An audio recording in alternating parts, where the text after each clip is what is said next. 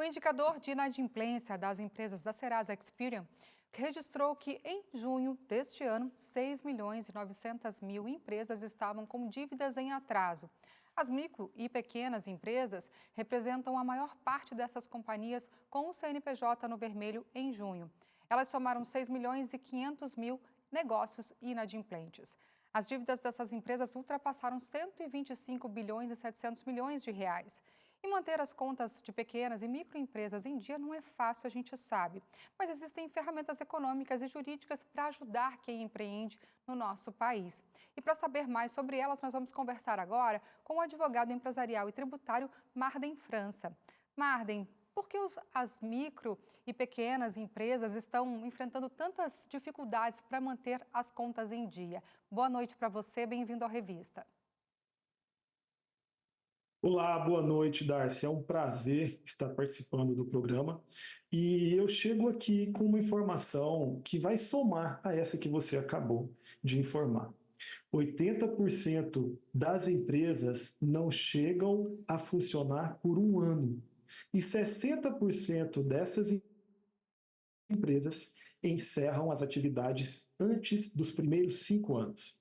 Ou seja, existe algo de errado no funcionamento das micro e pequenas empresas.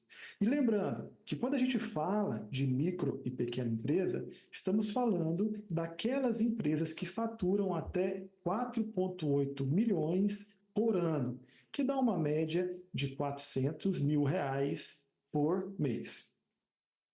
Certo, agora, Marden... Alguma das ferramentas...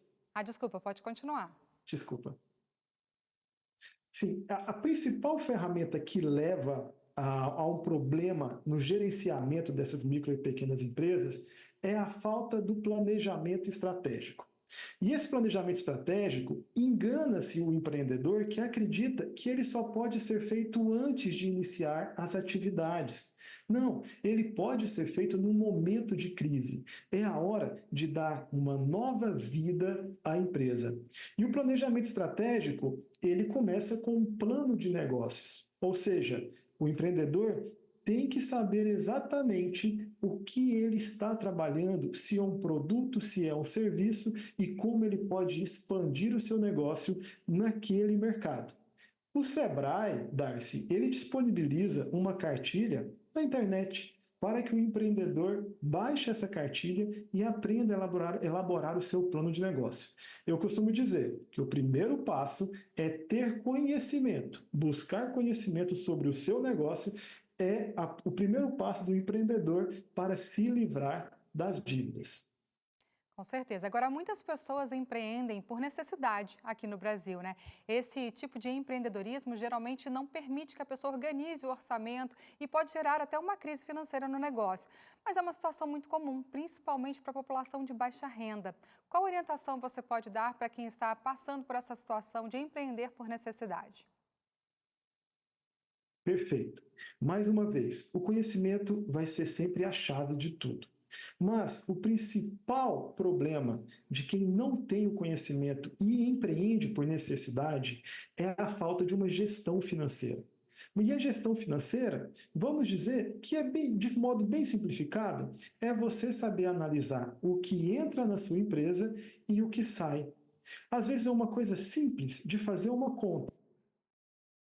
O quanto eu paguei de despesa hoje e o quanto eu recebi de entrada. Eu costumo dizer, Darcy, que antigamente esse controle era feito de uma forma muito manual e muito amadora. Então, eu dou um exemplo que um dono de um restaurante, ou de uma lanchonete, ele começava o dia e colocava um pouco de dinheiro no bolso do lado esquerdo. E o bolso do lado direito ele deixava vazio. Então ele começava a trabalhar, de acordo com o que ia entrando dinheiro, ele colocava o que entrava no bolso direito e quando tinha que pagar alguma despesa, ele tirava dinheiro do bolso esquerdo e pagava.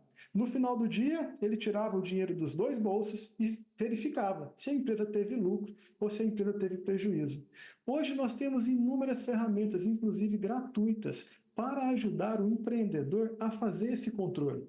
Se ele souber dividir o que entra e o que sai e saber quantificar de forma correta o produto dele ou o serviço, ele vai saber fazer esse controle de fluxo de caixa para estar sempre fechando no positivo. Certo, e a gente vê muitas orientações financeiras sobre como abrir um negócio, mas muita gente patina nas questões burocráticas e legais, que também são muito importantes, né? Pode falar brevemente sobre como funciona a abertura de um CNPJ, como a pessoa pode se tornar um MEI, por exemplo, ou até como regularizar um comércio quando é necessário algum alvará de funcionamento. Legal. Darcy, o empreendedor, a pessoa interessada em abrir um CNPJ ou se formalizar, né, ela deve procurar a ajuda de profissionais.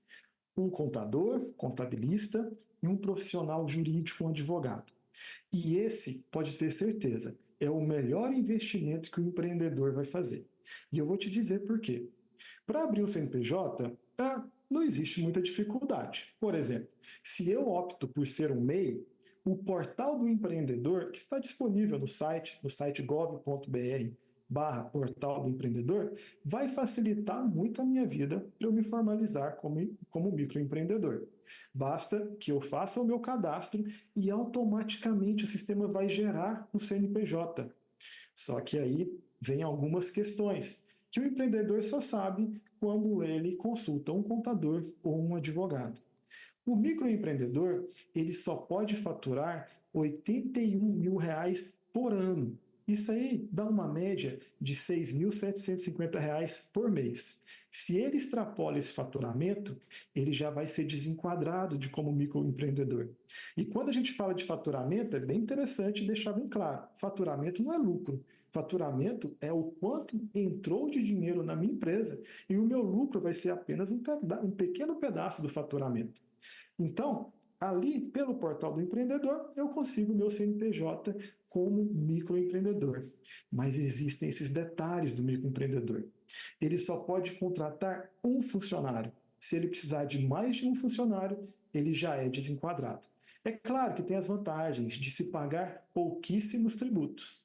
E a vantagem também de o microempreendedor não ser obrigado a emitir sempre notas fiscais. Existem os momentos em que ele é obrigado. Mas eu digo, o principal ponto negativo do microempreendedor é porque ele responde com os bens pessoais, caso a empresa dele tenha dívidas ou obrigações que ele não cumpriu.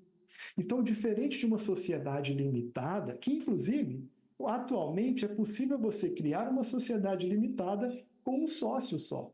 Antigamente não. Mas diferente da sociedade limitada, a sociedade limitada, o sócio ele não responde com os bens pessoais. Então, se eu tenho um imóvel, se eu tenho um veículo e a minha empresa tem dívidas, os meus bens estão seguros, porque quem vai responder por aquelas dívidas é a sociedade limitada. Agora, o MEI não.